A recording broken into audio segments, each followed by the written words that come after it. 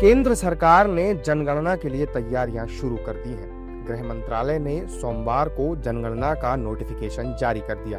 केंद्र सरकार देश में 2 चरणों में जनगणना और जातिगत गणना करवाएगी। इस नोटिफिकेशन के मुताबिक जनगणना के पहले फेज की शुरुआत 1 अक्टूबर 2026 से होगी। इस पहले चरण में 4 पहाड़ी राज्यों और केंद्र शासित प्रदेशों यानी हिमाचल प्रदेश, उत्तराखंड, जम्मू कश्मीर और लद्दाख में जनगणना कराई जाएगी, जबकि इसके दूसरे चरण की शुरुआत 1 मार्च 2027 से होगी। इस दूसरे फेज में देश के तमाम बाकी राज्यों में जनगणना और जाति गणना शुरू होगी। देखिए, आज मिनिस्ट्री ऑफ होम अफेयर्स की तरफ से अधिसूचना जारी हुई है, जिसके द्वारा ये बताया गया है कि 1 मार्च 2027 से सेंसस की काम शुरू होगा और 2 फेजों में 2 चरणों में सेंसस होगी और इसके द्वारा पूरे भारतवर्ष की जो जनसंख्या है उसका पूरा डेटा सरकार के पास आएगा। कास्ट का जो डेटा है, कितने पॉपुलेशन है किस कास्ट की,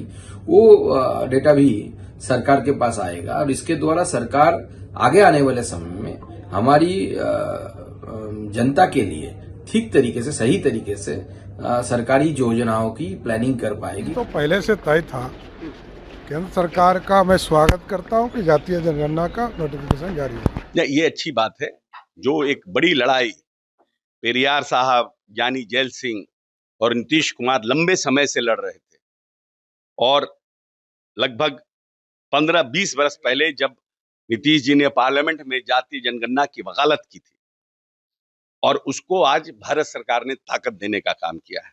हम माननीय नेता नीतीश कुमार और माननीय प्रधानमंत्री नरेंद्र मोदी जी दोनों को साधुवाद और धन्यवाद देते हैं कि अंबेडकर साहब के सही माने में सपनों को साकार होने का समय इस हिंदुस्तान में आ रहा है। कांग्रेस नेता सरकार के इस कदम का स्वागत कर रहे हैं और इसका पूरा श्रेय नेता प्रतिपक्ष राहुल गांधी को दे रहे हैं। बधाई भारतवासियों को, बधाई इंडिया गठबंधन को, बधाई कांग्रेस पार्टी को और सलूट राहुल गांधी को। राहुल गांधी ने ललकार कर हर मंच से कहा और पार्लियामेंट में जब वो बोले थे कि मोदी जी आपकी सरकार को करना पड़ेगा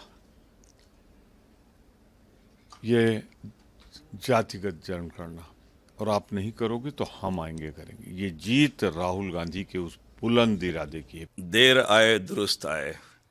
और मैं जरूर कहना चाहूँगा कि ये भी जुमला साबित ना हो, नोटिफिकेशन के साथ साथ सरकार ये भी सारी चीज़ें उसका बजट का भी प्रावधान करें, क्योंकि जो एक्सपेंसेस हैं उसके बारे सरकार जो बजट में ऐसा कोई अलग से राशि दी नहीं गई है, ये वो महत्वपूर्ण है। दूसरी बात ये मैं कह सकता हूँ कि आज भी राहुल गांधी जी एक दूरदर्शी नेता हैं और जिनकी बातों को भारतीय जनता पार्टी फॉलो कर रही है। जाहिर है कि केंद्र सरकार ने 30 अप्रैल 2025 को जनगणना और जातिगत गणना कराने का ऐलान किया था। देश में आजादी के बाद ये पहली बार होगा जब जातीय जनगणना कराई जाएगी। पिछली बार देश में साल 2011 में जनगणना करवाई गई थी।